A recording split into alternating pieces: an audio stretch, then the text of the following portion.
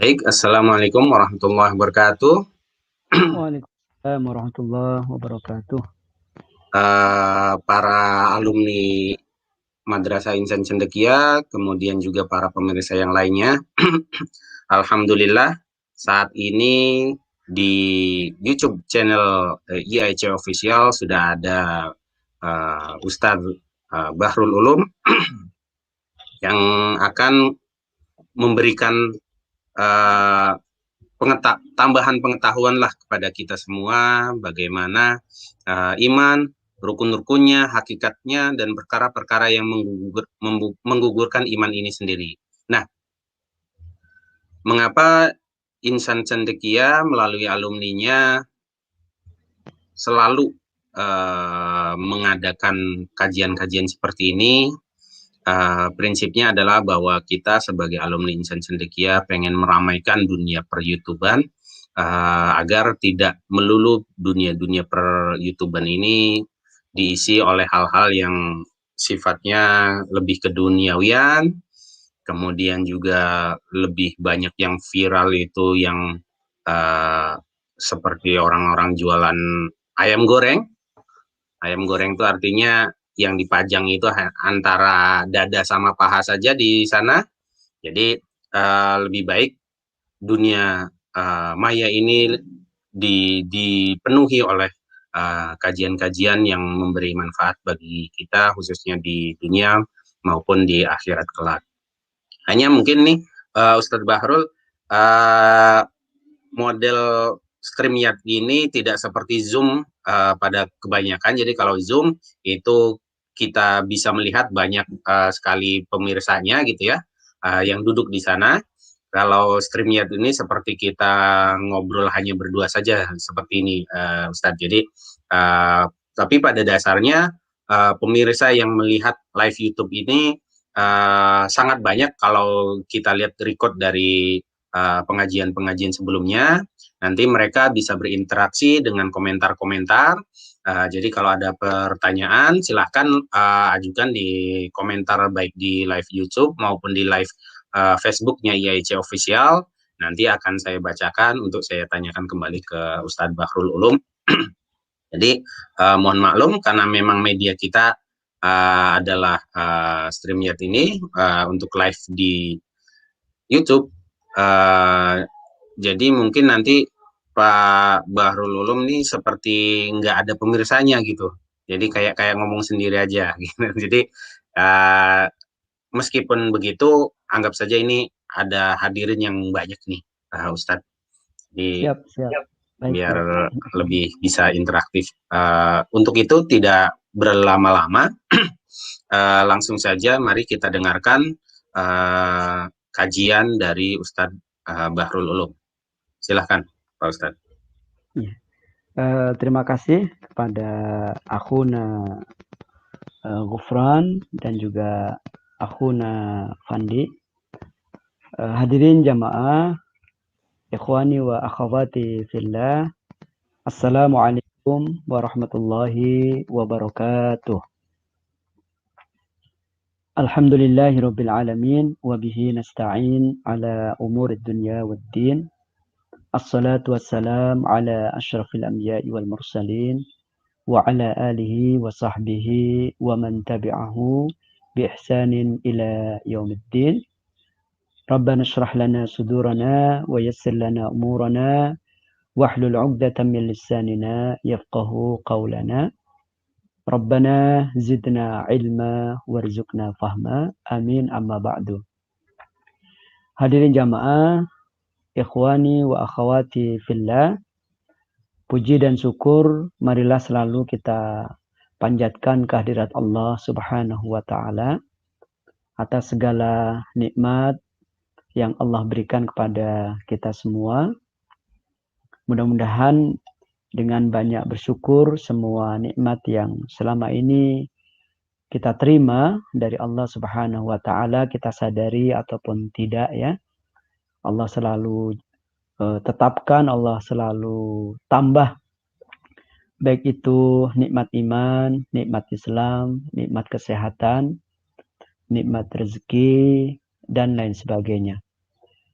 Dan pada kesempatan yang mulia ini kita juga berdoa ya, mudah-mudahan Allah melindungi kita semua dari segala macam mara bahaya, dari segala macam penyakit ya, terutama COVID-19 ini. Dan kepada saudara-saudara kita yang saat ini sedang diuji dengan penularan COVID-19 ini, kita berdoa betul semoga Allah segera mengangkat cobaan tersebut dan kembali menjadi sehat ya, sehingga bisa beraktivitas untuk dirinya, untuk keluarganya, untuk masyarakat dan umat. Amin ya rabbal alamin.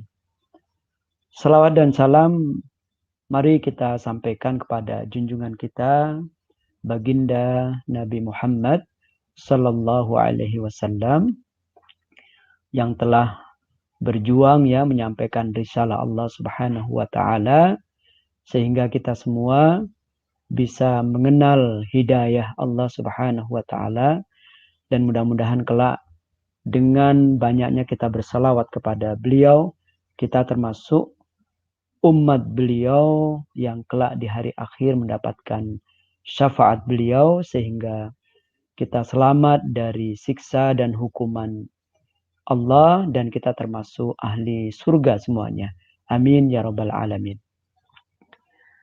Yang berikutnya saya mengucapkan terima kasih yang sebanyak-banyaknya kepada para pengurus Ikatan Alumni Insan Cendekia yang telah memberi kesempatan untuk bersama-sama bertadabbur ya, mengulang kembali apa-apa yang pernah kita pelajari untuk memikirkan kembali perjalanan hidup kita ini dengan barometer nilai-nilai dan ajaran-ajaran agama kita. Dan tentunya saya sangat berbahagia sekali pada kesempatan yang mulia ini bisa bertemu, bisa bersilaturahmi dengan para alumni Insan Cendekia. Insya Allah saya akan mencoba menyapa antum dengan sapaan ikhwani wa akhawati fillah ya. Hadirin jamaah, ikhwani wa akhawati fillah, izinkan saya pada kesempatan kali ini untuk menyampaikan prolog ya, prolog dari kitab yang judulnya dalam bahasa Arab itu Al-Iman, Arkanuhu, Haqiqatuhu, wa Nawaqiduhu. Kitab ini berbicara atau mencoba menjabarkan tentang masalah rukun-rukun iman yang pokok, yang 6 itu.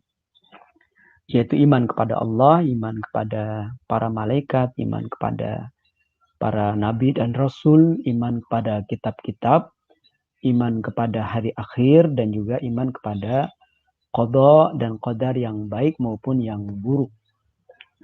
Kitab ini ditulis oleh Dr. Muhammad Naim Yasin. Beliau adalah seorang ulama, seorang intelektual senior yang berasal dari Mesir ya. Dalam kesempatan yang berharga ini, saya akan materi dasar atau materi pokok dari hal-hal yang akan kita bahas ini saya ambilkan dari muqaddimah atau pendahuluan dari kitab tersebut. Meskipun dia hanya sebagai pengantar dari sebuah buku yang cukup tebal, yaitu sekitar 200 halaman pada edisi aslinya dalam berbahasa Arab, namun cukup menghentak ya, karena justru starting point-nya itu beliau sampaikan di sini untuk menggugah kita untuk lebih banyak mengkaji kembali rukun-rukun iman yang selama ini barangkali sudah kita hafal ya, Tetapi ternyata kalau kita pelajari itu sangat dalam dan menjadi tantangan tertentu bagi kita apakah kita bisa mengamalkannya secara komprehensif, secara konsekuen dan lain sebagainya. Hadirin jamaah yang dirahmati oleh Allah Subhanahu wa taala, mungkin next ya, slide berikutnya, Akhi Fandi. Ya. Tulisan beliau diawali dengan ajakan kepada kita dalam hidup ini untuk merenungkan kembali, mengenal kembali sebenarnya kebenaran itu apa gitu ya. Karena kalau kita kembalikan pada sejarah keberadaan kita umat manusia ini ada di permukaan bumi ini, kan tidak lain bermula dari nenek moyang kita, yaitu Nabi Adam alaihissalam beserta ibunda kita, Siti Hawa radhiyallahu anha atau alaihassalam. Sebuah perjalanan yang tentu tidak terlepas dari ilmu pengetahuan Allah Subhanahu wa taala dan juga iradah, kemauan ya, keinginan Allah. Sehingga pada akhirnya kakek dan nenek kita Nabi Adam alaihissalam dan Siti Hawa itu harus turun ke permukaan bumi dari surga yang pernah beliau berdua tempati. Nah, ketika keduanya itu turun di muka bumi, maka mau tidak mau mereka berdua dan anak keturunannya hingga kita saat ini memerlukan pedoman-pedoman hidup supaya kita bisa menjalani kehidupan di dunia ini sesuai dengan aturan-aturan yang diinginkan oleh Allah Subhanahu wa taala, dan aturan-aturan itu tidak lain di antara tujuannya adalah supaya hidup kita ini terarah. Hidup kita sebagai manusia ini terarah dan akhirnya kita bisa kembali berjumpa atau bertemu dengan Allah Subhanahu wa taala kelak di hari kebangkitan dalam keadaan yang selamat. Jadi ada petunjuk-petunjuk berupa wahyu yang kemudian diturunkan oleh Allah Subhanahu wa taala melalui manusia-manusia pilihannya, yaitu para nabi dan para rasul. Jadi al-haq ini sebenarnya wahyu itu, kebenaran itu yang tentunya harus betul-betul kita kenali supaya kita bisa menggunakannya dan dalam perjalanan hidup kita di dunia yang sementara ini. Ikhwani wa akhwati fillah, apa itu kebenaran? Penulis mengatakan dalam kitabnya, al-haqqu huwa al-wad'u tsabitu alladhi khalaqallahu alaihi makhluqatihi au aradaha an takuna alaihi. Nah, itu di slide sudah ada terjemahannya. Pengertian al-haq adalah suatu ketetapan yang permanen. Dia tidak berubah-ubah, yang diciptakan oleh Allah Subhanahu wa taala untuk seluruh makhluknya atau yang harus diikuti oleh mereka. Nah, ini sebelum saya lupa, nanti setelah penyampaian materi ini biasanya kan ada forum tanya jawab ya.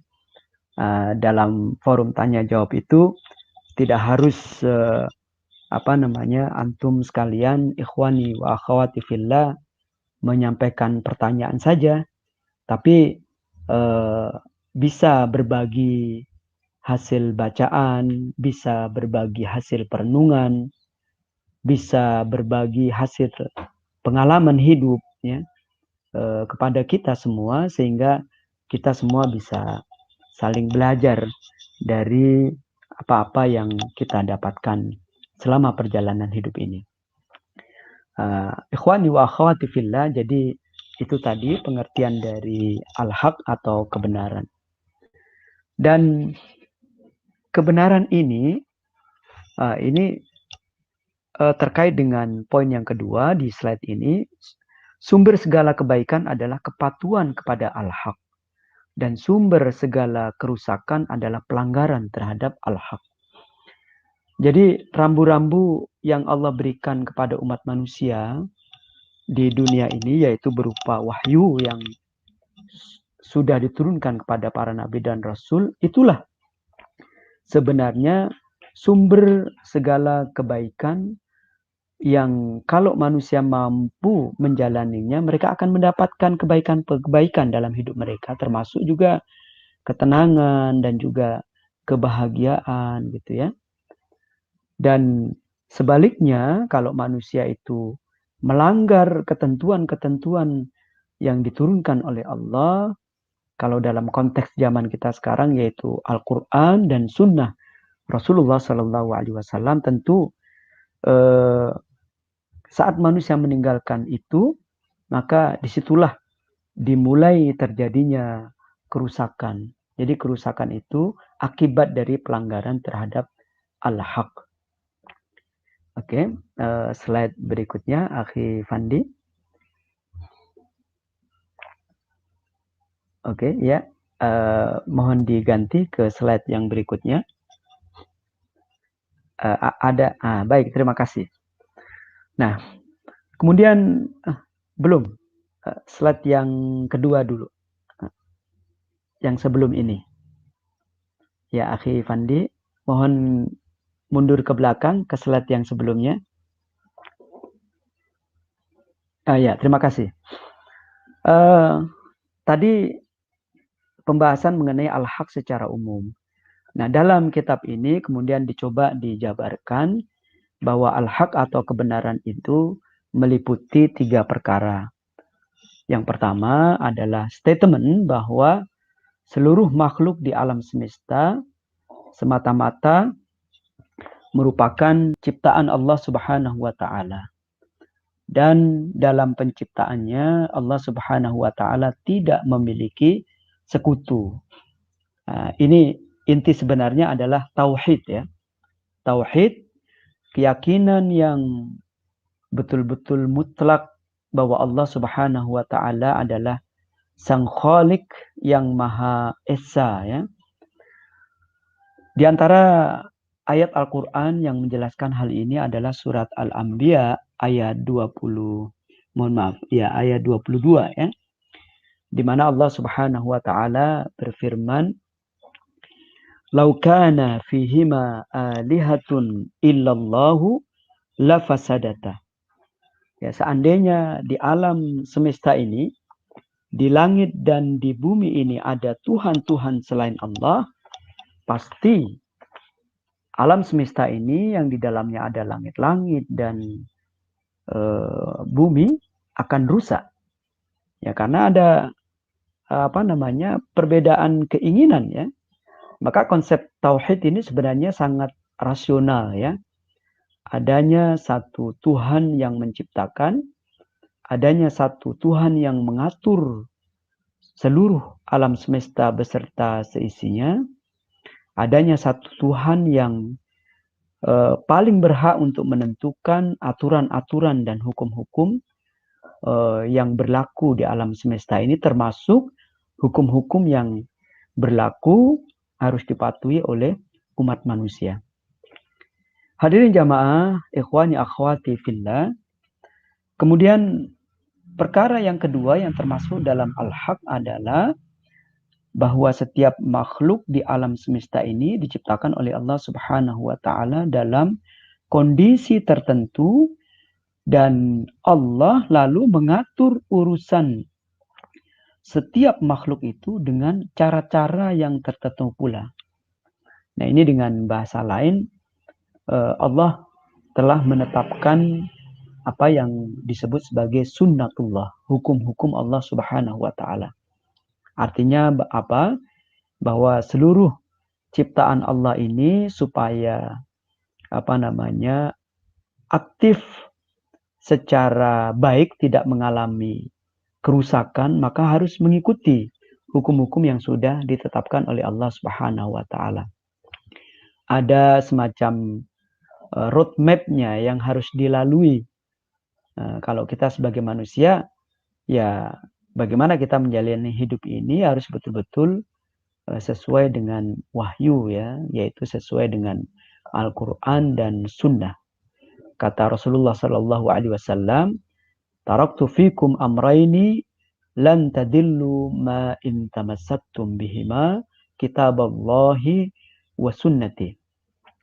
Aku telah meninggalkan kepada kalian, begitu sabda Rasulullah, dua kitab atau dua perkara yang jika kalian berpegang teguh pada keduanya, maka kalian tidak akan pernah tersesat.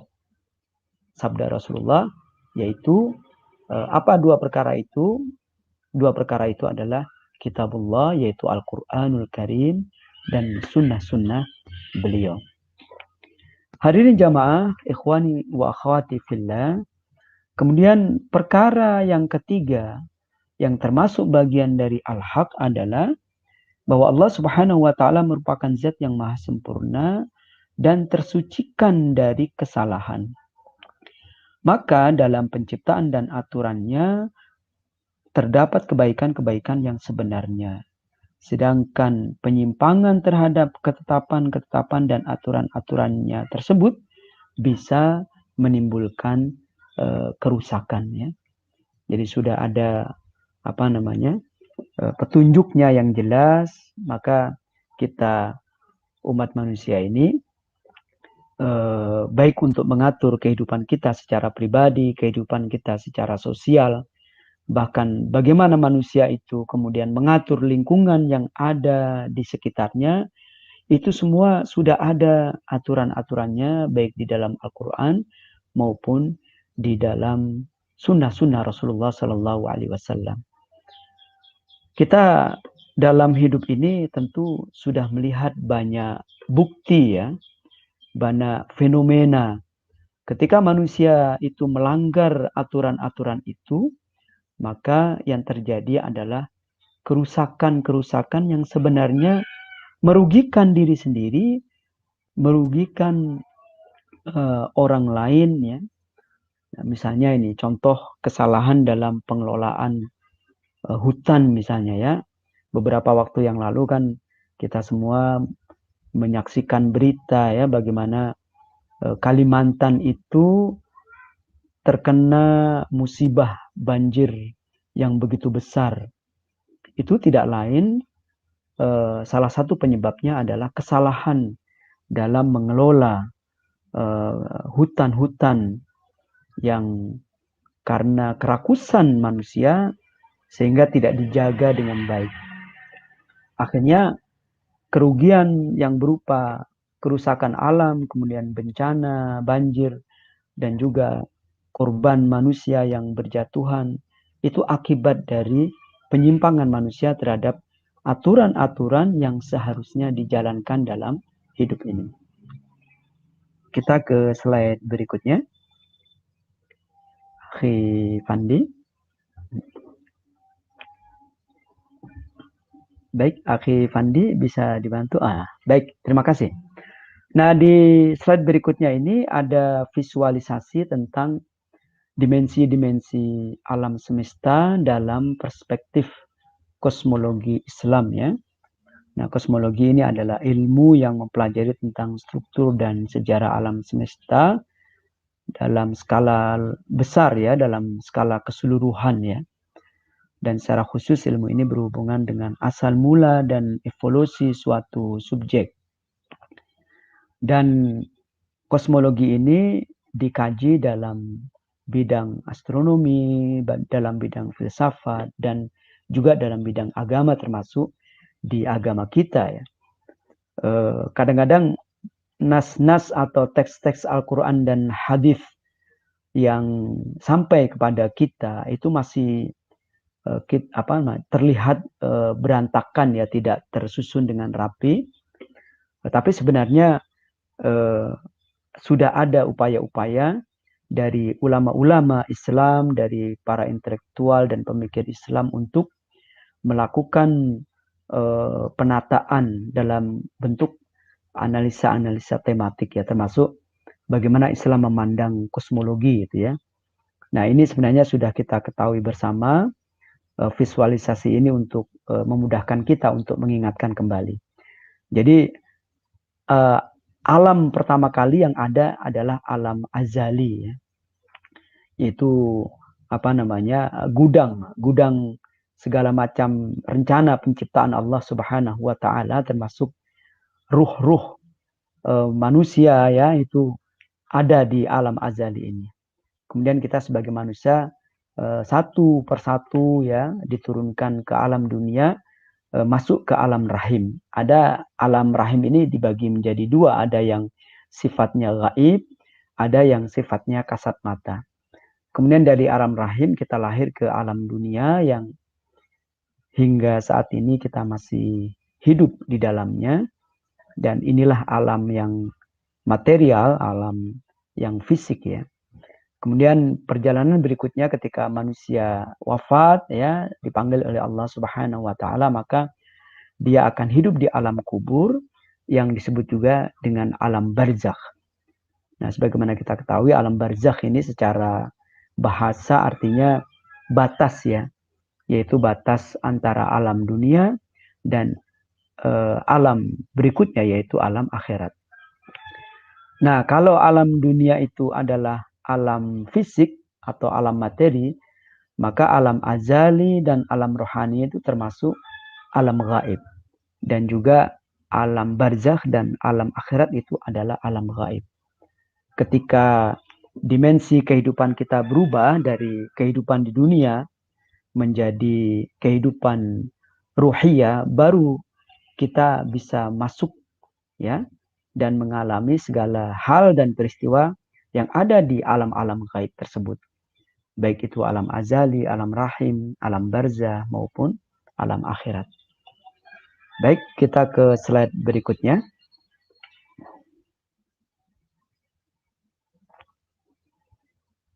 Akhi Fandi, mohon dilanjutkan ke slide yang berikutnya. Baik, hadirin jamaah, ikhwani wa akhwati fillah, yang berikutnya, nah ini ada satu hadis dari Rasulullah Sallallahu Alaihi Wasallam yang diriwayatkan oleh Abu Ya'la Shaddad bin Aus radhiyallahu anhu, di mana Rasulullah Sallallahu Alaihi Wasallam bersabda, Al-kayyisu man dana nafsahu wa amila lima ba'dal maut, wal ajizu man atba'a nafsahu hawaha wa tamanna 'ala Allah. Hadis ini diriwayatkan oleh Imam At-Tirmidzi dan ini merupakan hadis hasan. Rasulullah Shallallahu Alaihi Wasallam dalam hadis ini mengatakan bahwa manusia itu ada dua macam. Yang pertama adalah manusia yang bijaksana. Siapa? Yaitu orang yang mampu mengawasi dirinya dalam melaksanakan kewajiban-kewajiban dan meninggalkan larangan-larangan, serta beramal untuk masa setelah kematian, yaitu alam akhirat ya. Nah, ini manusia bijak sebagaimana digambarkan oleh Rasulullah, yaitu manusia yang melihat jauh ke depan, yaitu ke kepentingan hidup di alam akhirat dengan mengisi kehidupan di dunia ini dengan amal-amal saleh dan berusaha untuk meninggalkan segala hal yang dilarang, yang diharamkan oleh Allah Subhanahu wa taala. Kemudian macam manusia yang kedua adalah manusia yang lemah, kata Rasulullah. Siapa itu manusia yang lemah? Yaitu orang yang membiarkan dirinya mengikuti hawa nafsunya. Kemudian ia berangan-angan kosong kepada Allah Subhanahu wa taala. Maksudnya adalah orang yang mengumbar hawa nafsunya, dia dengan gampang melanggar aturan-aturan Allah Subhanahu wa taala. Segala keinginannya dia turutin tanpa melihat halal dan haram, tanpa melihat baik buruk. Nah, orang semacam ini disebut oleh Rasulullah sebagai orang yang lemah. Nah, dia merasa adalah sebagian orang itu yang merasa sudah beriman, tapi imannya itu oleh Rasulullah dinilai sebagai iman yang hanya berupa angan-angan saja. Nah, menguatkan hadis ini ada ungkapan dari Al-Hasan Al-Basri rahimahullah, beliau mengatakan, "Laisal imanu bitamanni wala bitahalli, walakin al-imanu wa ma waqara fil qalbi wa saddaqahu al-amal." Jadi kata Al-Hasan Al-Basri rahimahullah, iman itu bukan dengan berangan-angan dan bersolek diri, akan tetapi iman itu adalah apa yang bersemayam di dalam hati dan dibuktikan dengan amal perbuatan.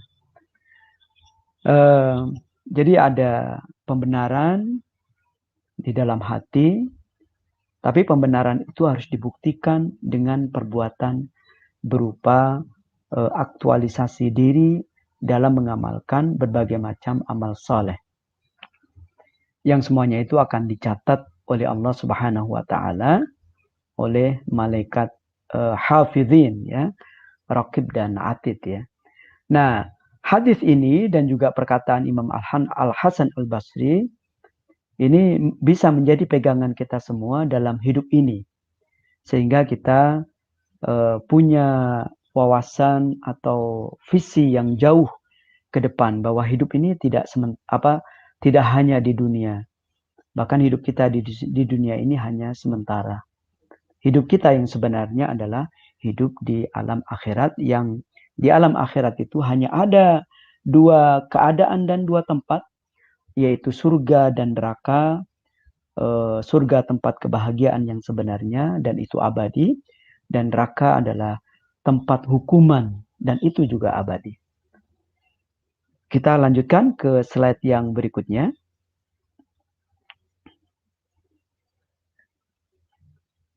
Baik, hadirin jamaah, ikhwani wa akhwati fillah. Nah, di slide ini ada tambahan penjelasan mengenai pengertian tentang al-haq. Al-haq meliputi 3 hal, yaitu Allah itu sendiri. Jadi Allah itu adalah al-haq, kebenaran. Dan yang kedua, bahwa Allah adalah sumber al-haq. Sumber yang sebenar-benarnya dari kebenaran itu adalah Allah Subhanahu wa Ta'ala.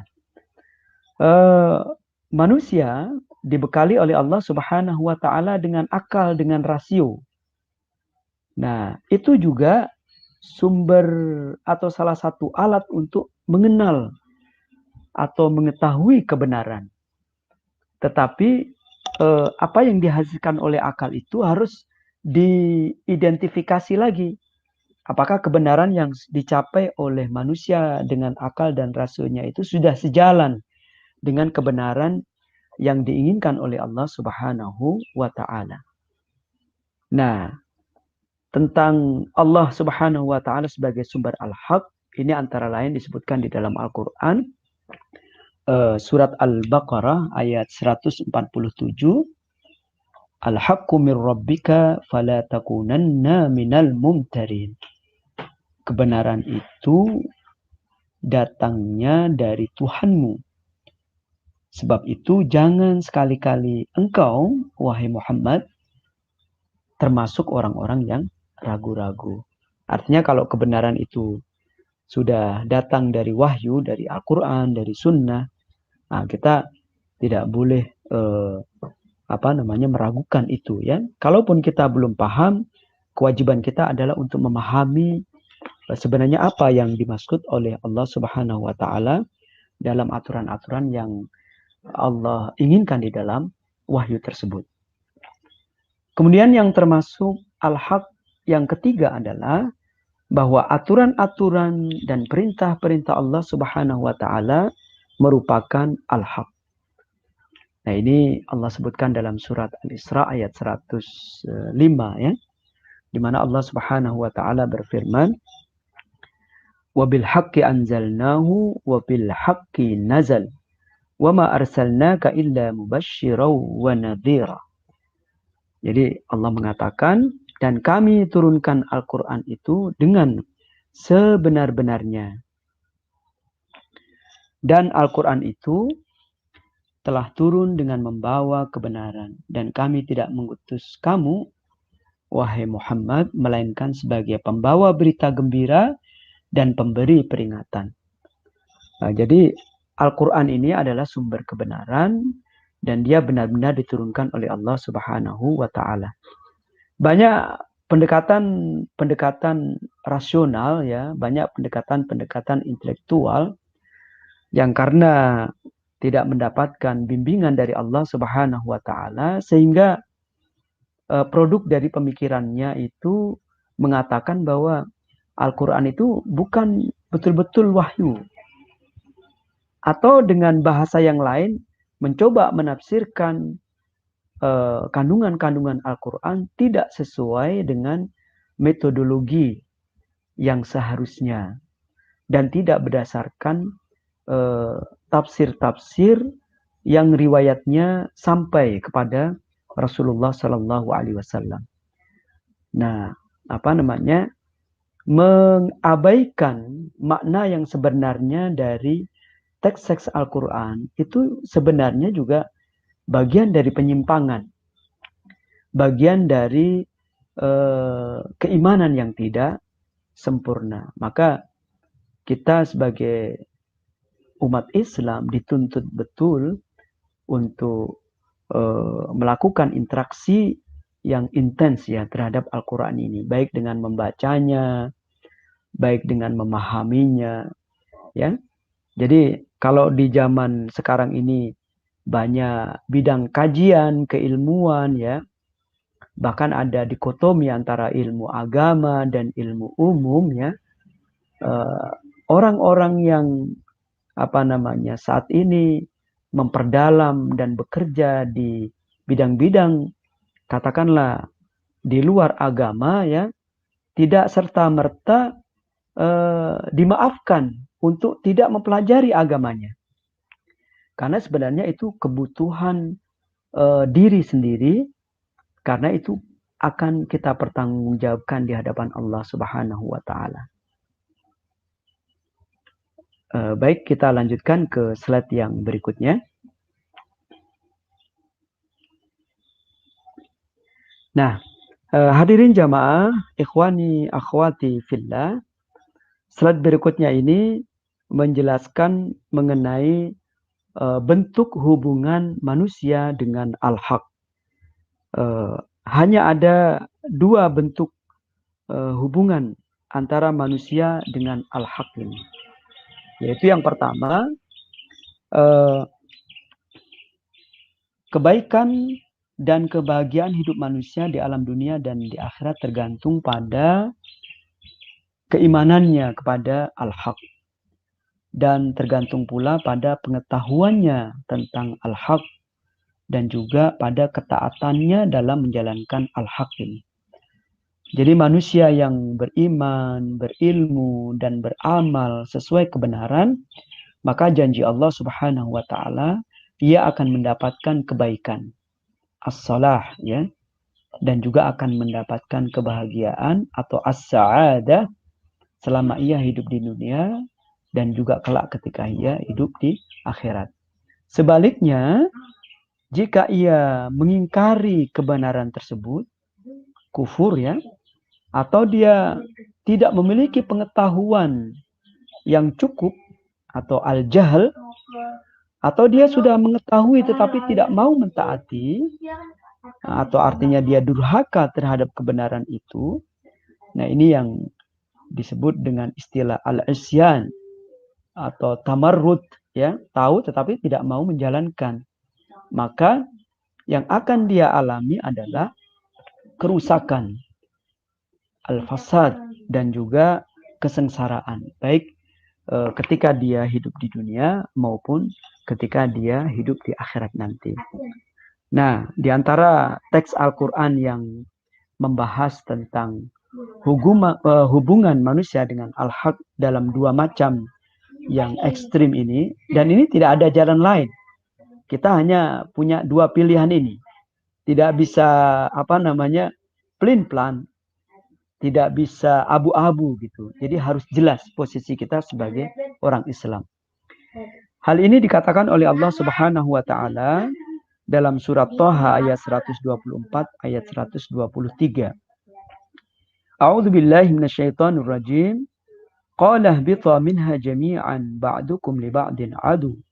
Fa imma ya'tiyannakum minni huda faman ittaba'a hudaya fala yadhillu wa la yashqa. Wa man a'rada 'an dzikri fa inna lahu ma'isyatan danka wa nahsyuruhu yaumal qiyamati a'ma. Shadaqallahul 'adzim. Allah berfirman, turunlah kalian berdua, yaitu Adam dan Hawa, dari surga bersama-sama. Sebagian kamu menjadi musuh bagi sebagian yang lainnya. Nah, ini khitabnya atau ungkapan ini ditujukan kepada Nabi Adam dan Siti Hawa dan kepada iblis. Nah, jadi keberadaan manusia, ya, keberadaan manusia di dunia ini sedang melakukan sebuah peperangan ya antara diri mereka sebagai manusia dengan fitrah sucinya dengan godaan-godaan yang dilakukan oleh iblis beserta bala tentaranya. Kemudian Allah melanjutkan, maka jika datang kepada kamu, ya, kepada kalian petunjuk dariku, ya, berupa wahyu-wahyu yang dibawa oleh para nabi dan rasul, barang siapa yang mengikuti petunjukku itu, ia tidak akan sesat dan tidak akan celaka. Sebaliknya, barang siapa berpaling dari peringatanku, kata Allah, maka sesungguhnya baginya penghidupan yang sempit dan kami akan menghimpunnya pada hari kiamat dalam keadaan buta. Nah, ini semoga surat Thaha ayat 123 dan 124 ini menjadi pegangan hidup kita untuk mengingatkan kita supaya terus konsisten memegang al-haq, memegang kebenaran dalam menjalani hidup ini. Ke slide berikutnya. Nah, slide berikutnya ini mencoba menyampaikan tafsir dari ayat tadi ya, surat Thaha ayat 125 dan 126. Apa yang saya tulis ini saya ambil dari At-Tafsir Al-Mawdu'i, yaitu tafsir tematik yang disusun oleh tim ya, sebuah tim Universitas Sharjah ya, Uni Emirat Arab yang dipimpin oleh Profesor Dr. Mustafa Muslim dan kawan-kawan ya. Jadi untuk menyusun At-Tafsir Al-Mawdu'i ini dibentuk tim yang terdiri dari pakar-pakar di bidang tafsir, pakar-pakar di bidang ulumul Quran, pakar-pakar di bidang bahasa Arab dan lain sebagainya. Di dalam kitab ini yaitu At-Tafsir Al-Mawdu'i dikatakan bahwa pernyataan Allah, barang siapa yang berpaling dari kebenaran, maka hidupnya akan sempit. Nah, dikatakan di dalam tafsir ini, kalau di alam dunia, hidup yang sempit itu dalam wujud pekerjaan yang sempit, pekerjaan yang nista ya, tidak mulia ya. Kemudian mata pencaharian yang haram. Kemudian tidak adanya ketenangan hidup. Meskipun secara materi manusia tersebut serba kecukupan. Ini di alam dunia, itu tanda-tanda kehidupan yang sempit bagi orang yang berpaling dari kebenaran. Kemudian kehidupan yang sempit di alam barzakh atau di alam kubur, yaitu adanya siksa ya, siksa yang pedih. Dalam beberapa hadis itu diriwayatkan bahwa siksaan itu sampai meremukkan tulang-tulang manusia yang dikubur, yang hidup di alam kubur. Sedangkan kehidupan yang sempit di alam akhirat kelak yaitu akan mendapatkan siksa di neraka Jahannam. Nah, barangkali terbersit di pikiran kita ya. Tapi ada kok bahkan banyak orang-orang kafir ya yang mengingkari kebenaran ya. Tetapi hidup mereka tercukupi secara materi.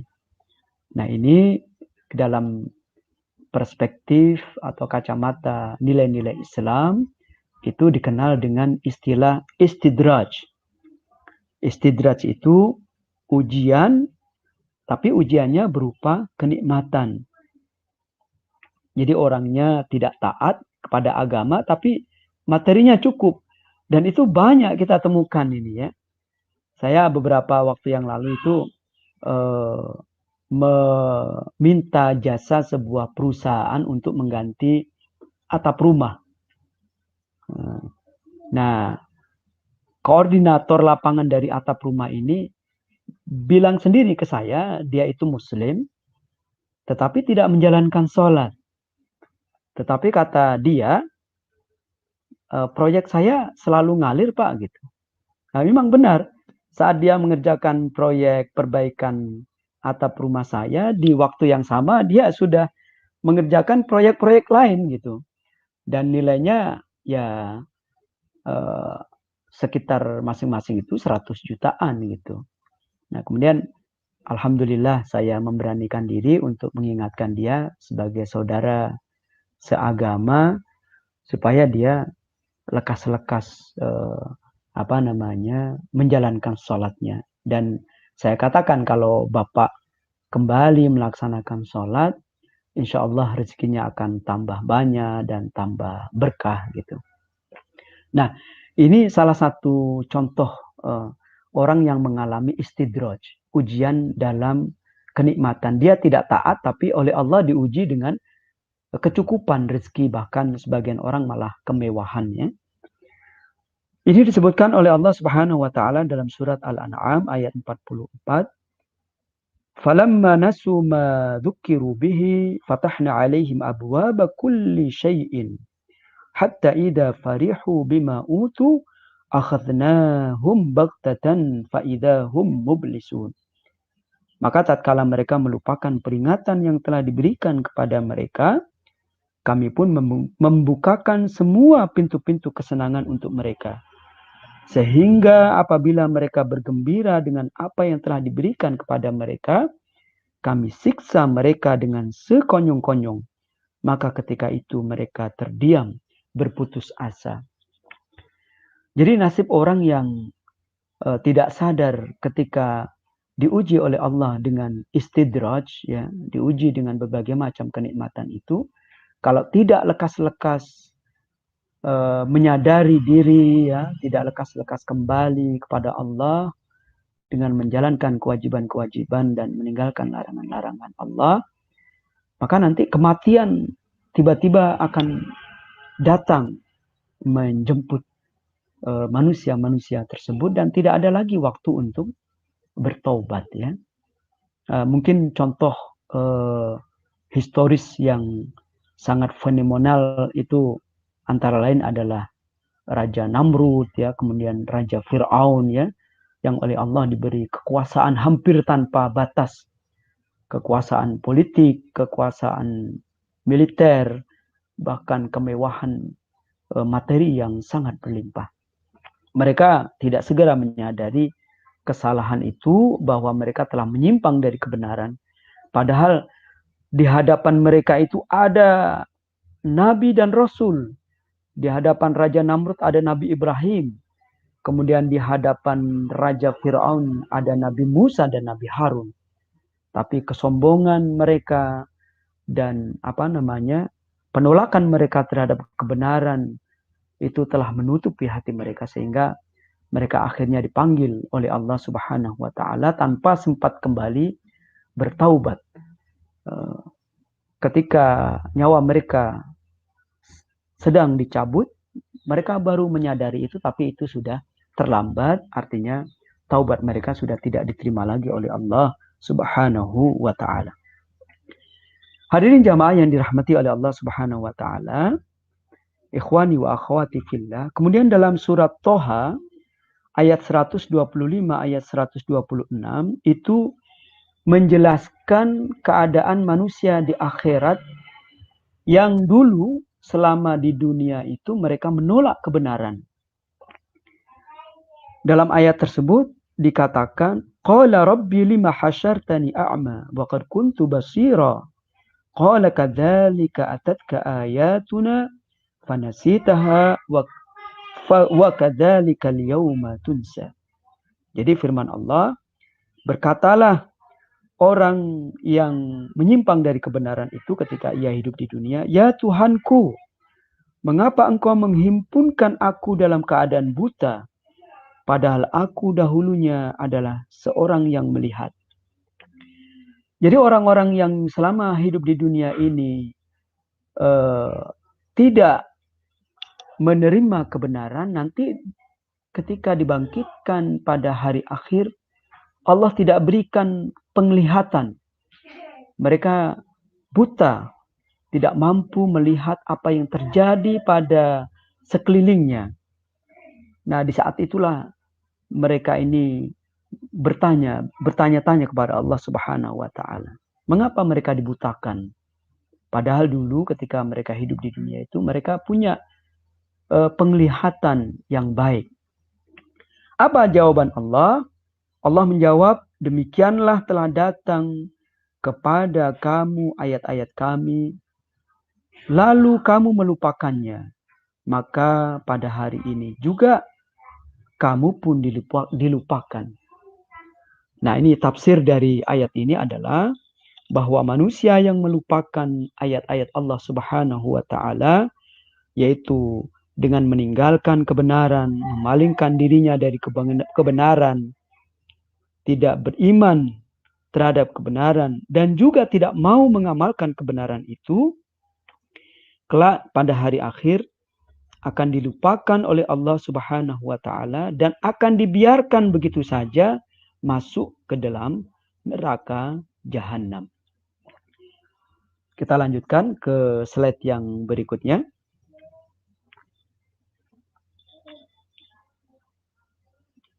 Terima kasih. Hadirin jamaah yang dirahmati oleh Allah Subhanahu wa taala, ikhwani wa akhwati fillah.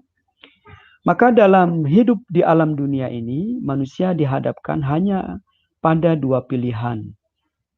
Pilihan yang pertama, jalan keimanan, yaitu dengan mengingat Allah Subhanahu wa taala dan mengikuti petunjuknya. Dan jalan yang kedua atau pilihan yang kedua adalah jalan kekufuran, yaitu melupakan Allah Subhanahu wa taala dan memilih jalan kesesatan.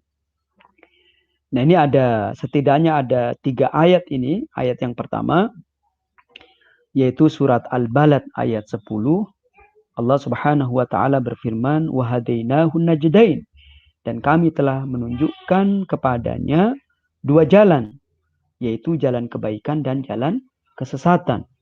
Kemudian dalam surat Asy-Syams ayat 8 hingga ayat 10 Allah Subhanahu wa taala juga berfirman, "Fa'alhamaha fujuraha wa taqwaha. Qad aflaha man zakkaha wa qad khaba man dassaha." Maka Allah mengilhamkan kepada jiwa itu jalan kefasikan dan jalan ketakwaannya. Sungguh beruntung orang yang menyucikan jiwanya dan sungguh merugi orang yang mengotorinya. Nah, tafsir ayat ini adalah bahwa Allah Subhanahu wa taala telah memberi jiwa dan pilihan ya antara jalan keburukan dan jalan kebaikan. Manusia yang memilih untuk menyucikan jiwanya dan menumbuh kembangkannya dalam amal-amal saleh, maka dia benar-benar memperoleh kemenangan. Sedangkan orang yang menyembunyikan jiwanya dari kebenaran dan terkubur dalam berbagai macam kedurhakaan atau al-ma'asi, maka dia termasuk manusia yang merugi. Ayat ketiga yang menjelaskan adanya 2 pilihan hidup manusia antara kebenaran dan kekufuran itu adalah surat Thaha ayat 74 hingga ayat 76, di mana Allah Subhanahu wa taala berfirman, "Innahu may ya'ti rabbahu mujriman fa inna lahu jahannama la yamutu fiha wa la yahya." Sesungguhnya barang siapa yang datang kepada Tuhannya dalam keadaan berdosa atau dalam keadaan kafir, maka sungguh baginya neraka jahanam. ia tidak mati di dalamnya dan juga tidak hidup. Sebaliknya, wa may ya'tihi mu'minan qad 'amilas salihati fa ulaika lahumud darajatul 'ula. Jannatu 'adnin tajri min tahtihal anharu khalidina fiha wa dzalika jazaa'u man tazakka.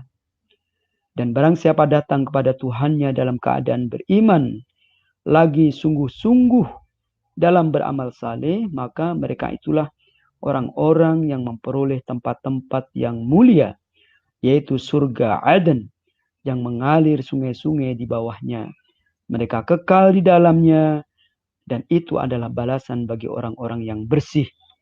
Bersih dari apa? Bersih dari kekafiran, bersih dari kesyirikan, dan juga bersih dari kemaksiatan. Baik, kita lanjutkan ke slide yang berikutnya.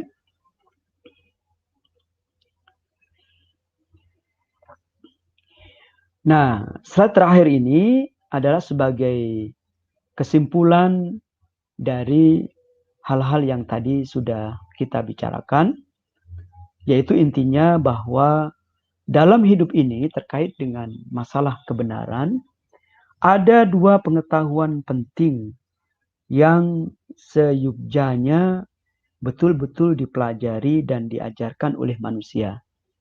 Jadi kita sebagai individu ya, ataukah sebagai pemimpin dalam keluarga, itu sangat perlu, bahkan urgen sekali untuk mempelajari dua hal ini dan kemudian mengajarkannya kepada keluarga kita, kepada anak keturunan kita. Apa dua hal penting tersebut? Yaitu yang pertama, masalah-masalah keimanan ya. Baik itu rukun-rukunnya, hakikat iman, konsekuensi-konsekuensi kita dalam beriman, dan juga perkara-perkara yang bisa menggugurkan keimanannya. Jangan sampai tentang masalah keimanan ini kita hanya berpuas diri dengan hal-hal yang sifatnya di permukaan saja. Nah, ini bisa dilakukan dengan pertama ya, terutama membaca Al-Quran dan terjemahannya. Syukur-syukur di mushaf yang kita miliki itu ya, selain ada teks ayat Al-Quran, juga ada terjemahannya, plus ada tafsir-tafsir meskipun singkat. Nah, ini harus menjadi teman hidup kita ya. Nah, ini kita menjadi prinsip hidup dan juga prinsip hidup anak keturunan kita. Ini yang pertama. Kemudian yang kedua, pengetahuan yang harus atau perlu, sangat perlu untuk kita pelajari adalah tentang masalah-masalah kekufuran. Apa sih arti atau maksud dari kekufuran yang sebenarnya? Kemudian tanda-tanda kekufuran itu apa? Apa hal-hal yang bisa menyebabkan diri kita sebenarnya sudah masuk dalam kekufuran, serta konsekuensi yang akan didapatkan oleh diri kita ke kita ketika kita masuk dalam wilayah kekufuran itu. Makanya dikatakan di dalam Al-Quran bahwa agama, keyakinan, dan kepercayaan yang Allah ajarkan kepada seluruh nabi dan rasul itu adalah Al-Islam. Al-Islam itu secara bahasa artinya kan berserah diri. Nah, jadi apapun yang diwahyukan oleh Allah Subhanahu wa Ta'ala, kita berusaha untuk mentaatinya ya. Tentu harus dibekali dengan perangkat-perangkat ilmu supaya kita bisa memahami pesan-pesan wahyu itu secara baik, sehingga kita semua bisa menjadi individu-individu yang muslim, yaitu individu-individu yang berserah diri kepada Allah Subhanahu wa Ta'ala, mengikuti aturan-aturannya, mengikuti perintah-perintahnya. Demikian ikhwani wa akhwati fillah, materi yang saya sampaikan pada penyampaian pertemuan kajian kita kali ini. Berikutnya saya kembalikan kepada moderator Akhuna Ghufran. Seperti saya katakan tadi di awal, tidak harus pertanyaan ya. bisa berbagi hasil bacaan, bisa berbagi hasil perenungan, bisa berbagi hasil pengalaman ya. Karena sepertinya nanti akan bisa menarik dan bisa kita bicarakan bersama-sama. Demikian saya cukupkan dulu dan saya kembalikan kepada Akhuna Gufron sebagai moderator. Baik. Terima kasih Pak Bahrul Ulum atas urayanya. Alhamdulillah. Sebetulnya menurut saya ini sangat menarik sekali. Kita bisa lihat dari para pemirsanya nih, Pak Bahrul. Saya mau sapa-sapa dulu para pemirsanya. Di sini ada Kak Danang Aziz Akbarona. Hadir Kak Danang. Saya catat dulu ya di buku absen ya Kak Danang ya. Alhamdulillah, Kemudian, alhamdulillah. iya, kemudian ada lagi Kak Farid Iswahyudi. Nanya hadir.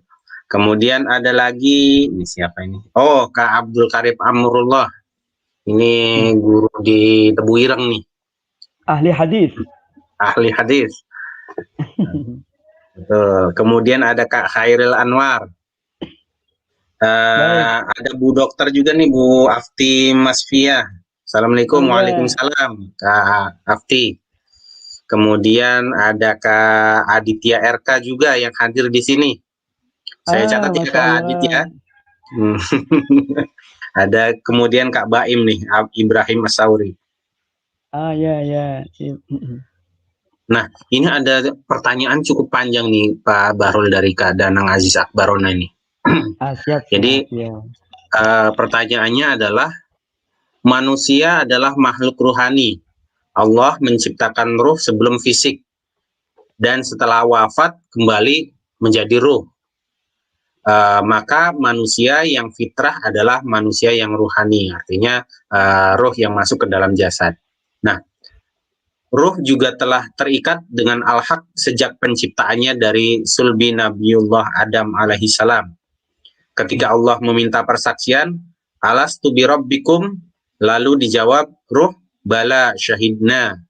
Nah, pertanyaannya, bagaimana bisa ruh berpaling dari al-haq ketika masuk ke dalam jasad atau ketika hidup di dunia, padahal mereka telah bersaksi sejak awal diciptakan?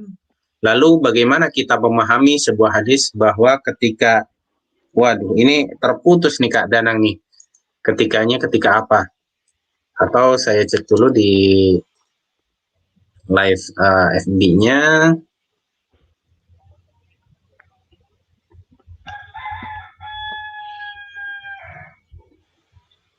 Iya, silakan.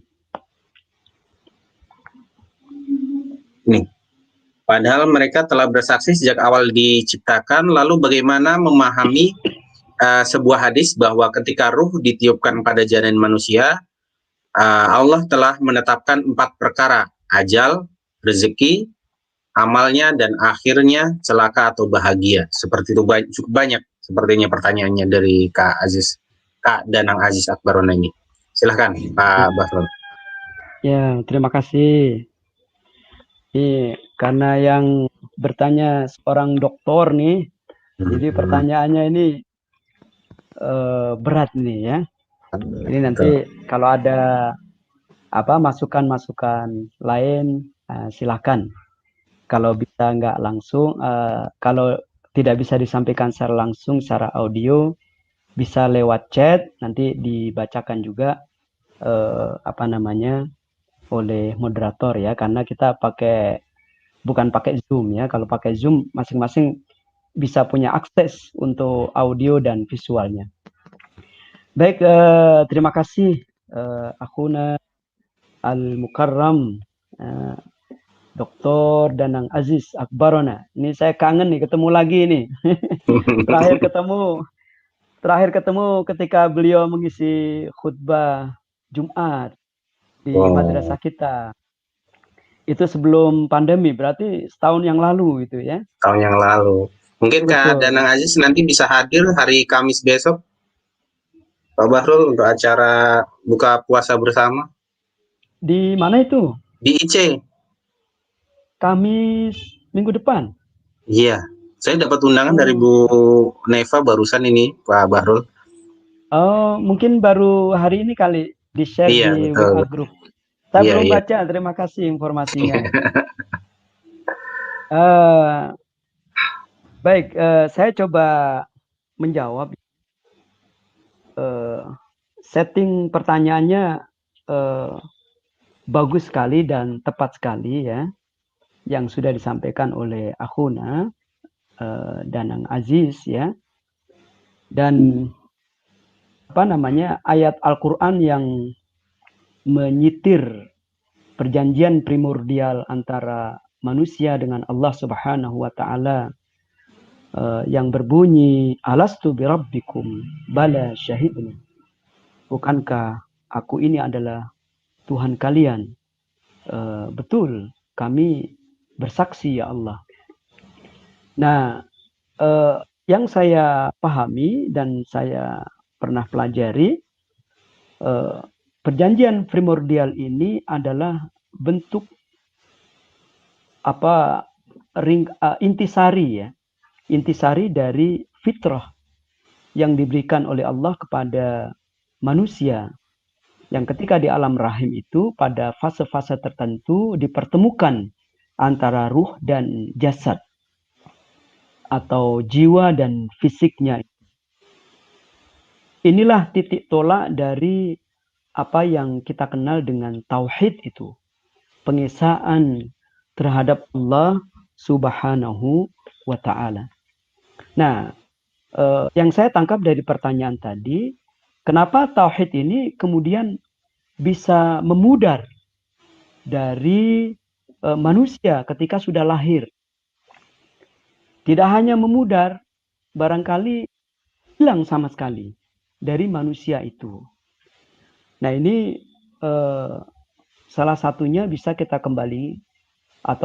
kembalikan kepada penjelasan yang pernah disampaikan oleh Rasulullah Sallallahu Alaihi Wasallam dalam hadis beliau, "Kullu mauludin yuladu 'alal fitrah, fa'abawahu yuhawwidanihi, au yunassiranihi, au yumajjisanihi." Setiap orang yang lahir, setiap manusia yang lahir itu dilahirkan keadaan fitrah. Fitrah ini menurut penjelasan para ulama hadis dan ulama akidah, fitrah di sini maksudnya adalah tauhid. Jadi semua manusia itu punya modal ya, punya potensi yang sangat besar untuk bertauhid. Artinya ketika dia lahir, yang merusak ketauhidannya ini adalah lingkungan tempat di mana dia hidup.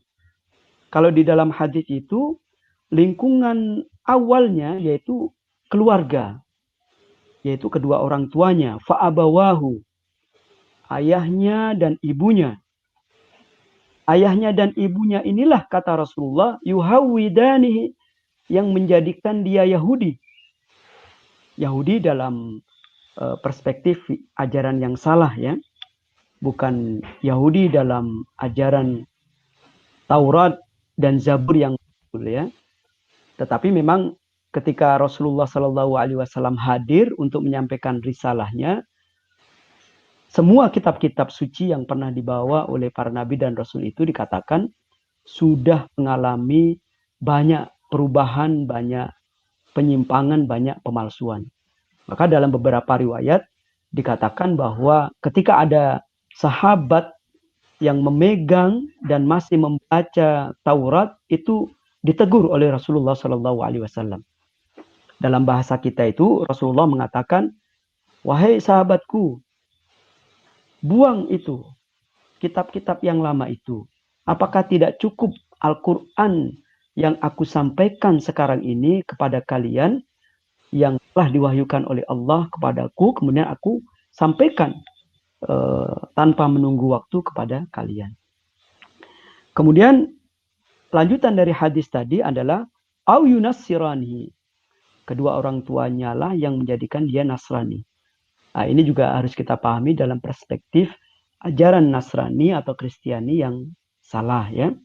Au yumajjisanihi, atau menjadikannya majusi. Seperti kita ketahui majusi ini adalah keyakinan penyembah api. Jadi Tuhannya itu adalah Tuhan api ya. Dan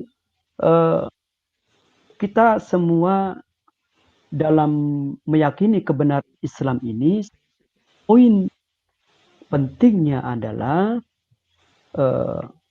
ayat yang disampaikan oleh Allah Subhanahu wa taala dalam firman-Nya, "Innad dina 'indallahil Islam." Sesungguhnya agama yang diridhoi oleh Allah adalah Islam. Islam dalam arti agama, keyakinan dan wahyu yang dibawa oleh Nabi Muhammad sallallahu alaihi wasallam. Meskipun sebenarnya semua wahyu, semua keyakinan ajaran yang dibawa oleh seluruh nabi dan rasul itu pada hakikatnya Islam juga. Tetapi jika Nabi Muhammad datang, maka seluruh umat manusia wajib memeluk Islam. Ya, baik itu Nasrani, baik itu Yahudi, atau bahkan agama-agama yang lainnya. Itu sebuah keyakinan yang mutlak yang harus kita yakini dan harus kita ikuti. Maka pendapat atau pemikiran yang disebut sebagai pluralisme agama dalam meyakini bahwa semua agama itu sebenarnya bisa membatalkan keimanan kita. Jadi hati-hati. Keyakinan tentang Islam sebagai kebenaran yang satu-satunya yang mutlak itu adalah salah satu prinsip yang harus dipegang. Kalau kita keluar dari itu, otomatis kita sudah keluar dari keimanan. Kemudian Allah Subhanahu wa taala mengatakan, "Wa may yabtaghi ghairal islami dinan falan yuqbala minhu wa huwa fil akhirati minal khasirin." Barang siapa mencari agama Islam, maka dia tidak akan diterima dan dia di akhirat kelak termasuk orang-orang yang merugi. Kemudian poin pertanyaan yang berikutnya tentang ditetapkannya 4 takdir ya kepada janin sejak di dalam kandungan sebelum dilahirkan ya, yaitu jodohnya, kemudian kematiannya, kemudian rezekinya ya. Jadi kalau ya kita harus mengimani itu adalah hak prerogatif Allah Subhanahu wa taala. Jadi kalau ini sudah merupakan doktrin dan dogma dalam agama kita, itu kalau saya mengambil sikap saya harus mengimani itu.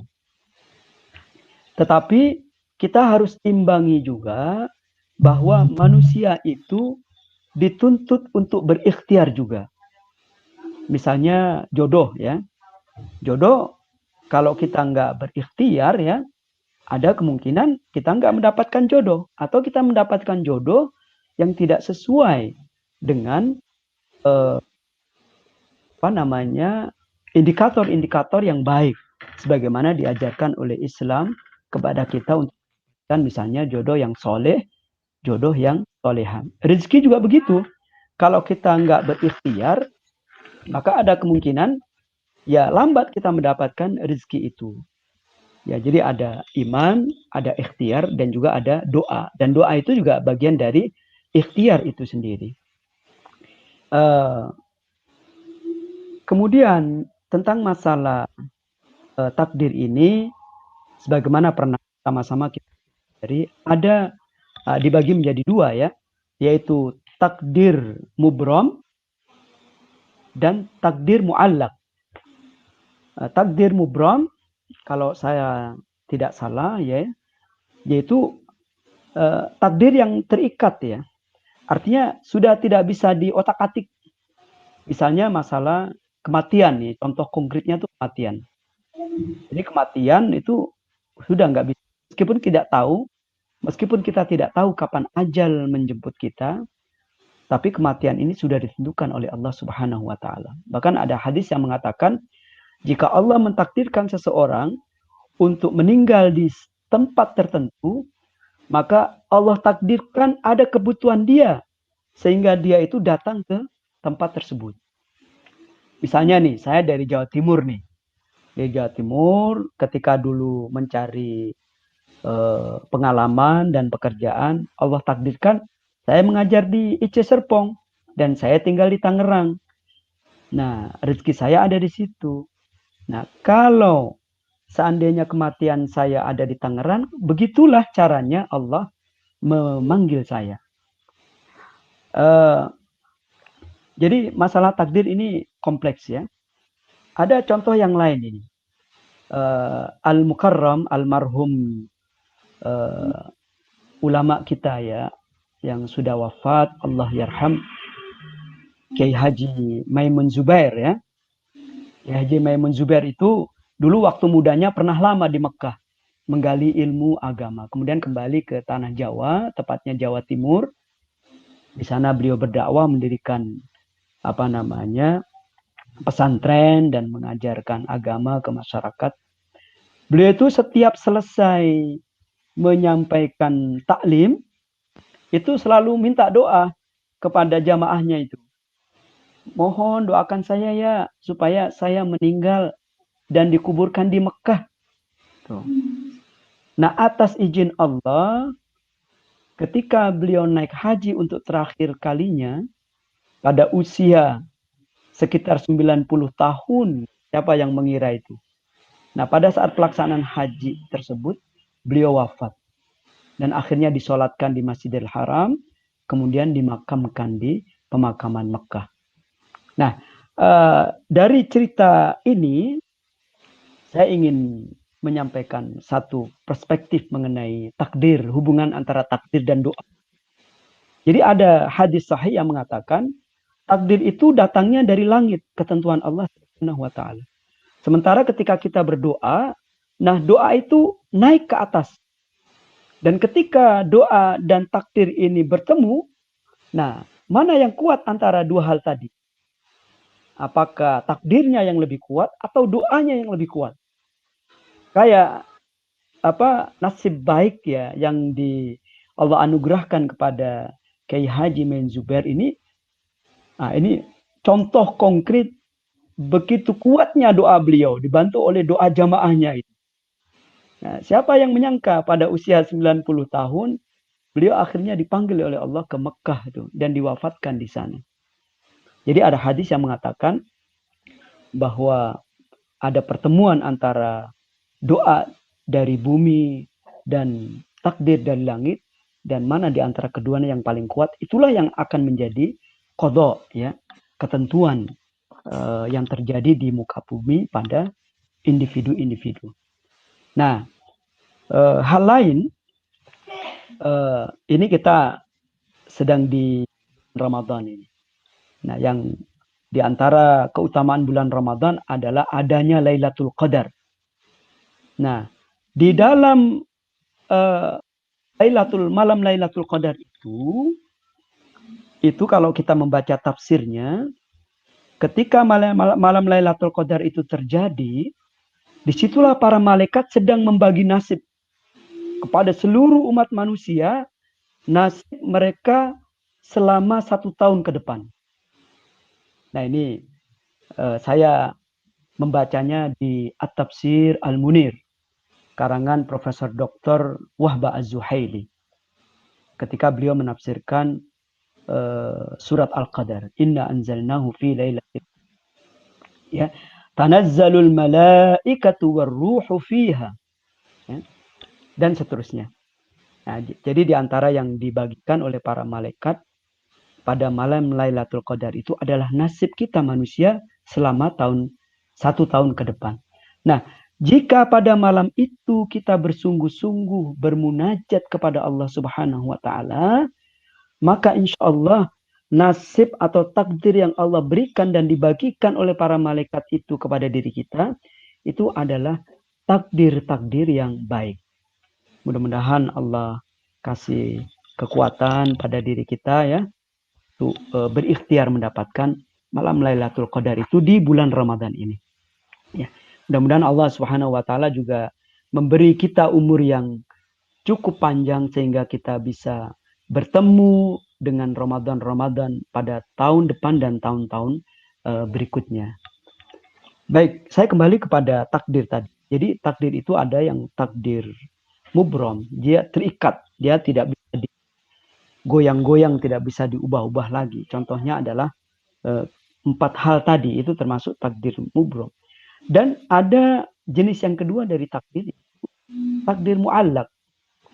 Takdir mu'allaq itu adalah tergantung pada pilihan manusia itu sendiri. Misalnya begini, manusia itu diberi potensi kepandaian oleh Allah Subhanahu wa taala. Kalau dia belajar dengan sungguh-sungguh, berusaha mendapatkan pendidikan yang baik, maka dia akan mendapatkan ilmu itu. Tetapi meskipun dia sudah Allah bekali dengan potensi, tetapi dia tidak berikhtiar dengan optimal, maka dia tidak akan bisa mendapatkan ilmu itu. Jadi dia bisa mendapatkan bagian dari takdirnya itu berdasarkan ikhtiarnya. Nah, memang yang menjadi masalah adalah sampai sekarang ini saya sendiri belum mendapatkan ilmunya itu. Mana yang betul-betul takdir mubrom dan mana yang betul-betul takdir mu'allaq. Maka untuk memudahkan kita dalam menjalani hidup ini, pertama, kita harus percaya dengan kepercayaan yang penuh bahwa Allah memiliki takdir, ketentuan. Dan itu ada, takdir itu ada di dalam pengetahuan Allah Subhanahu wa taala. Yang makhluk apapun tidak bisa melihatnya. Dan itu kita serahkan kepada Allah. Kita yakin, oh Allah memang punya takdir. Nah, kewajiban kita apa? Kewajiban kita adalah berikhtiar.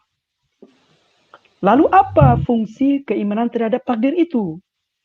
Nah, ini penting ini. Fungsinya adalah kalau kita mengalami suatu peristiwa di mana kita sudah berikhtiar dan kita merasa ikhtiar kita itu udah optimal, tapi ternyata hasilnya menurut kalkulasi kita sebagai manusia itu tidak seperti yang kita harapkan. Nah, kepercayaan kita terhadap takdir Allah itulah yang akan menyelamatkan kita dari tekanan, dari stres. Makanya kita bekerja itu harus ikhlas, kita harus bersungguh-sungguh, dan kita harus berdoa, dan yang terakhir kita tawakal. Kita serahkan hasilnya kepada Allah Subhanahu wa taala. Misalnya begini, ada seorang pemuda nih ya. Seorang pemuda itu sudah kenal nih sama calon istrinya ya. Dia sudah persiapan ya. Sudah beli macam-macam, bahkan sudah nyetak undangan ya. Pas mau lamaran gitu ya, tiba-tiba Allah balikkan hati gadis itu ke pemuda lainnya ya. Padahal semua ikhtiar sudah dilakukan ya. Sama dengan misalnya orang mencari rezeki juga. Dia sudah berusaha sungguh-sungguh ya di kantor begini dan begitu dan mendapatkan gaji, ditransfer ya. Tapi ternyata nomor rekeningnya dibobol orang sehingga gaji dia bulan itu hilang. Nah, itu juga menjadi ketentuan atau takdir Allah Subhanahu wa taala. Nah, ya, keimanan kita kepada takdir itu membantu kita untuk lebih mampu bertawakal kepada Allah, berserah diri kepada Allah Subhanahu wa taala. Karena itu sudah ketentuan dan kita percaya menjalaninya dengan ridha dan kita diberi balasan pahala yang sangat besar dengan kesabaran kita dalam menerima takdir tersebut. Barangkali itu jawaban dari saya untuk merespon pertanyaan yang oleh Akhuna dan yang Aziz Akbaronya, dan terima kasih atas pertanyaan itu. Saya kembalikan lagi kepada Akhu Gufron ya. Terima kasih Pak Bahrul Ulum. Nih Kak Danang juga sudah balas bahwa jazakumullah khair Ustaz Bahrul Ulum. Barakallahu fiik. Jadi sudah cukup puas dengan jawaban dari Pak Bahrul tentang takdir tadi. Mungkin juga saya mau sedikit mencontohkan kalau yang namanya takdir yang pertama tadi apa namanya Pak Bahrul? Mubrom Ya. Takdir mubrom itu mungkin seperti ya saya yang dilahirkan dengan kondisi ganteng seperti ini mungkin termasuk mubrom mungkin ya Pak Bahrul ya. Betul, betul. Sepakat. Iya, saya udah nggak bisa ngubah-ngubah lagi nih. Karena memang sudah ditakdirkan seperti ini gitu ya, Pak Baru.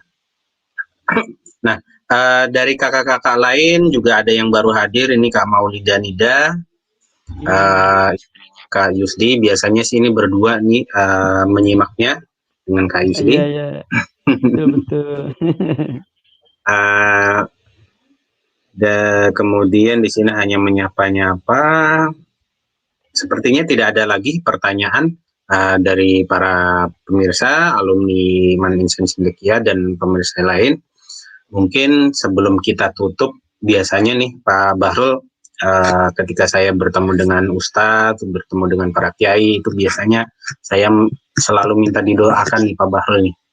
Amin, amin. Ya. Jadi Jadi untuk kita kali ini baca doa. mungkin juga, iya, saya minta Pak Bahrul untuk membacakan doa bagi kita semua agar pertemuan kali ini bisa membawa berkah dan manfaat bagi kita ke depannya nanti. Amin ya rabbal alamin. Ada hadis dari Rasulullah Sallallahu Alaihi Wasallam bahwa ada 3 doa yang pasti ya, itu janji Allah kata Rasulullah pasti dikabulkan oleh Allah Subhanahu Wa Taala. Yang pertama adalah doanya orang yang sedang berpuasa. Nah, ini kesempatan kita nih untuk berdoa sekarang nih. Kemudian yang kedua adalah doanya orang yang sedang musafir dalam perjalanan. Nah, makanya kadang-kadang kalau saya pamitan, pernah saya pamit. Saya mau pulang gitu. Nah, dia tolong doakan ya banyak ya selama kamu di kereta api atau di pesawat gitu.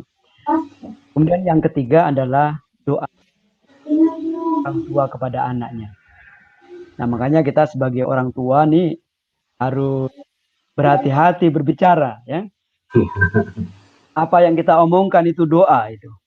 Makanya saya sama istri itu membiasakan untuk memanggil anak-anak saya itu, hai anak soleh, hai anak soleha, meskipun dalam keadaan marah itu. Hei anak soleh, jangan begitu, marah itu, tapi anak soleh. Nah ini jadi hati-hati dengan apa namanya perkataan kita sebagai ayah dan sebagai ibu, karena omongan kita itu doa bagi anak-anak kita. Ada kisah-kisah yang pahit, ada yang kisah-kisah yang membahagiakan tentang omongan orang tua kepada anaknya. Yang pahit dulu nih. Ini terjadi betul nih. Saya baca di sebuah blog di orang Mesir ya. Jadi ada seorang ibu marah kepada anaknya, remaja itu. Karena nakalnya minta ampun. Akhirnya ibu itu spontan aja mengatakan, semoga kamu mati ditimpa bangunan remuk gitu. Benar itu, terjadi betul. Dan sang ibu itu menyesal sekali seumur hidup. Kenapa dia berkata seperti itu? Kemudian ada doa yang hasilnya membahagiakan. Ada salah satu imam Masjidil Haram yang terkenal As-Sudais itu. As-Sudais itu berasal dari negeri Sudan itu. Jadi As-Sudais itu waktu kecil pernah ayah ibunya itu kedatangan tamu. Akhirnya karena tamunya ini tamu yang terhormat, ayah dan ibunya menghidangkan makanan semampu yang mereka lakukan. Tapi apa yang dilakukan oleh As-Sudais kecil ini? Dia ambil pasir dari halaman rumahnya dan dia taburkan ke makanan-makanan yang ada di meja itu.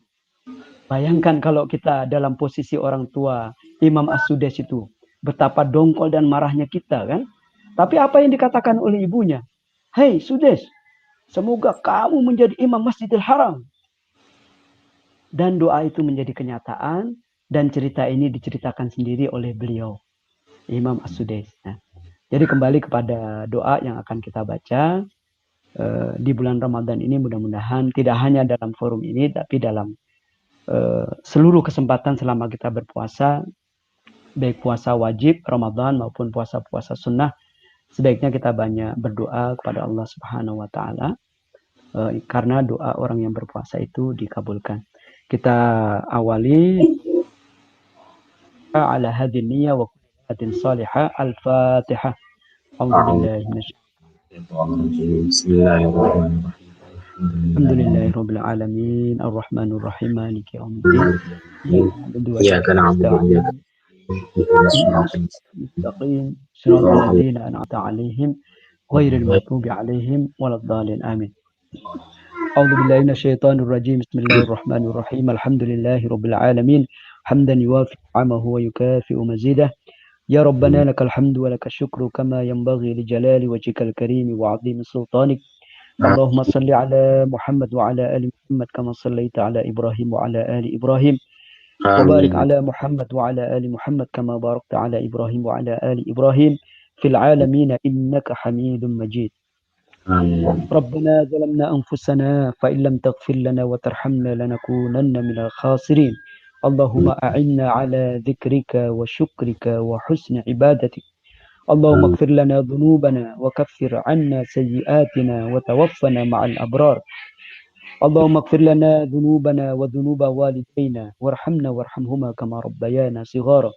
اللهم آمين. اغفر لنا واغفر لجميع المؤمنين والمؤمنات والمسلمين والمسلمات الأحياء منهم والأموات إنك سميع قريب مجيب الدعوات وقاضي الحاجات.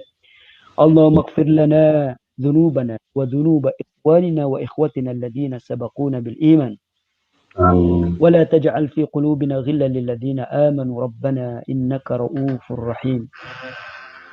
اللهم إنا نسألك سلامة الدين وعافية في الجسد وزيادة في العلم وبركة في الرزق وتوبة قبل الموت ورحمة عند الموت ومغفرة بعد الموت.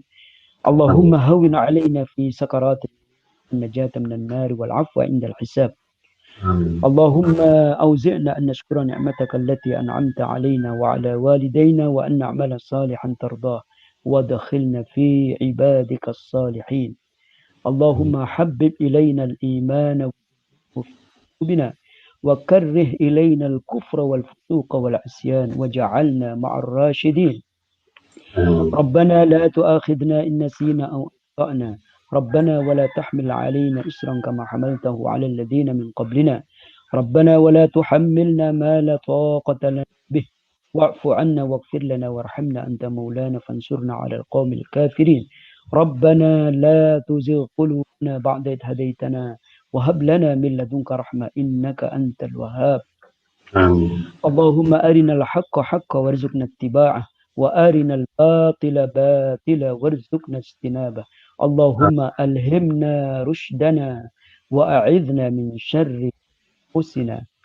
اللهم أصلح لنا ديننا الذي هو عصمة أمرنا وأصلح لنا دنيانا التي فيها معاصنا وأصلح لنا آخرتنا التي إليها معادنا واجعل الحياة زيادة لنا في كل خير واجعل الموت راحة لنا من كل شر. آمين. اللهم إنا نعوذ بك من الجذام. اللهم إنا نعوذ بك من البرص. اللهم إنا نعوذ بك من الجنون. اللهم إنا نعوذ بك من سيء الأسقام. آمين. اللهم اشف مرضانا. اللهم اشف مرضانا. اللهم اشف مرضانا شفاء عاجلا لا يغادر سقما. آمين. وارحم موتانا برحمتك يا أرحم الراحمين. اللهم إنا نسألك حبك وحب من يحبك وحب الأعمال التي تبلغنا إلى حبك. يا مقلب القلوب ثبت قلوبنا على دينك وعلى طاعتك. يا آمين. مصرف القلوب اللهم تقبل منا صيامنا وقيامنا وصلاتنا وركوعنا وسجودنا وقعودنا وتخشعنا وتضرعنا وتمم تقصيرنا يا الله يا أرحم الراحمين.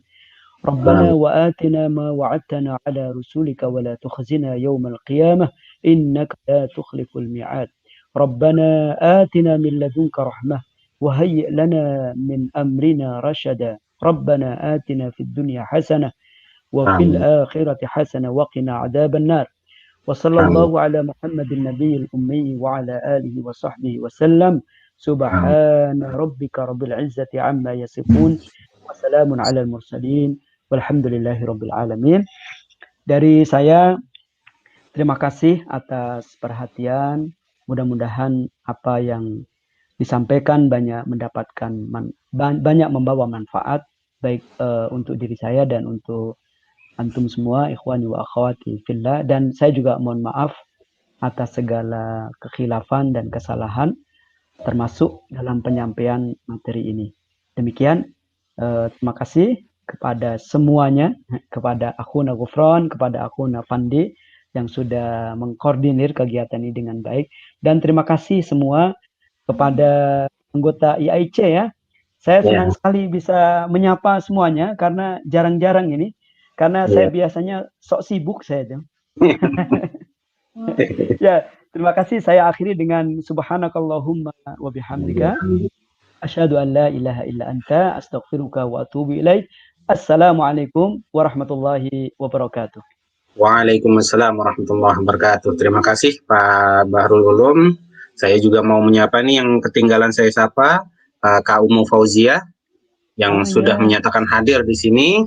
Baik, untuk kakak-kakak alumni IC semuanya, saya akhiri perjumpaan kali ini dengan mengucapkan alhamdulillahirrabbilalamin. Wassalamualaikum warahmatullahi wabarakatuh. Waalaikumsalam warahmatullahi wabarakatuh.